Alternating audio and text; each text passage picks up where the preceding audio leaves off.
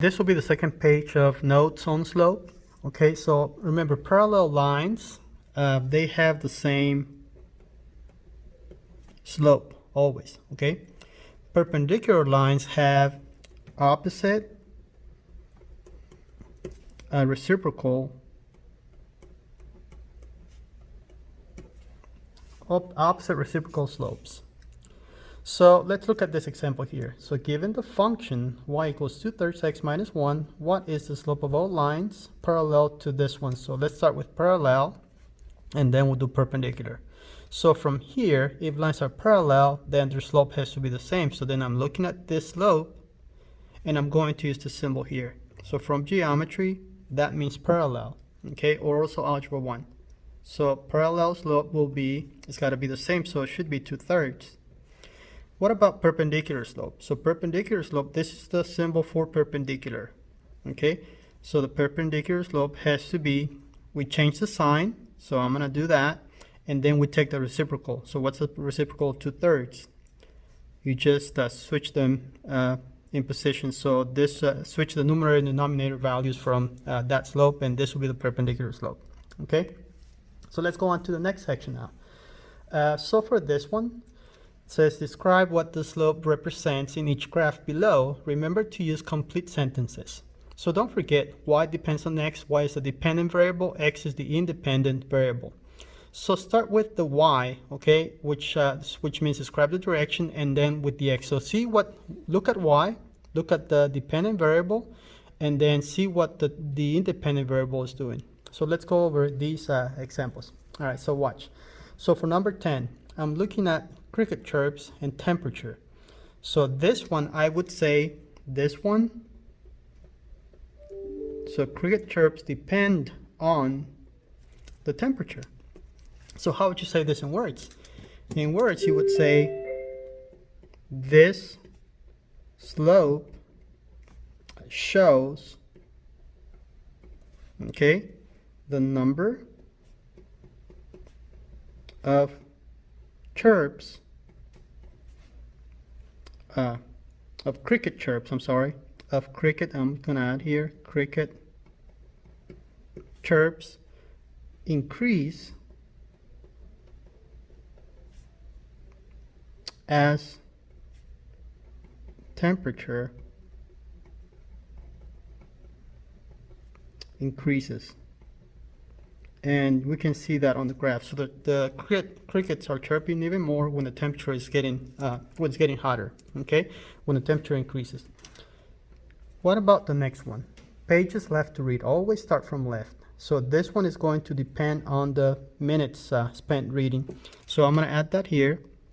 So pages left to read depend on minutes spent reading. So the question is, when you read this graph, what is the slope telling you? And this slope is saying, so this slope shows, okay, the pages left to read, okay, decreases as minutes spent reading increase.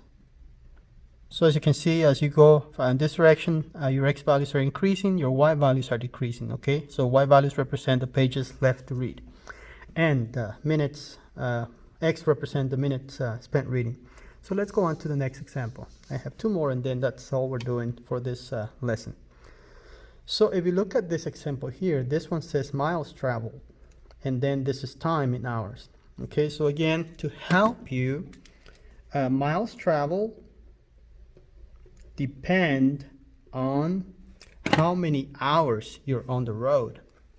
Okay, so this one here, I would say this slope shows the miles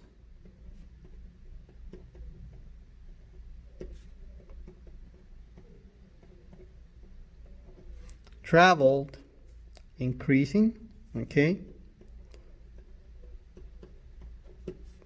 as hours increase. All right, one more example. This one here, look at the left, look at the y-axis, which is the dependent variable again, and speed, okay, so speed depends on the incline, okay? So what's happening to the speed? The speed is, it's not increasing, it's decreasing, right? And the incline, what's happening here?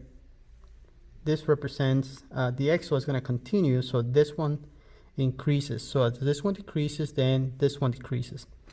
So in words, we would say that this slope, okay, shows speed decreasing, so you're going to slow down, okay, decreasing as the incline increases. All right, that's all for this lesson. Thank you for watching. Bye-bye.